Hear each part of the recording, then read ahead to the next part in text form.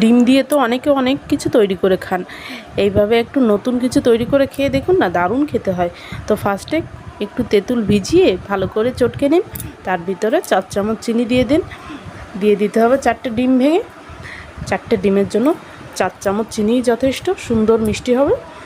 এবার একে একে 4টে ডিমই এর ভিতরে ভেঙে দিয়ে দিন একটু হলুদ, স্বাদ মতো একটু নুন।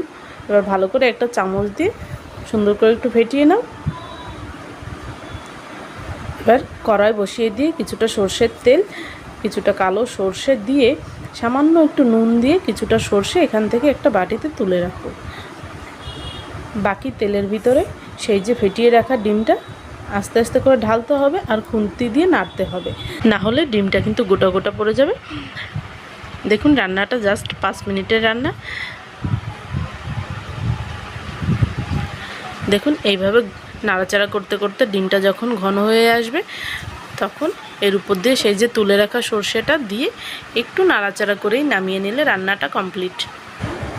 এই রান্নাটা আপনাদের কেমন লাগলো অবশ্যই কমেন্ট বক্সে জানাবেন, আর খুব ভালো লেগে থাকলে আমাদের চ্যানেলটি সাবস্ক্রাইব করবেন।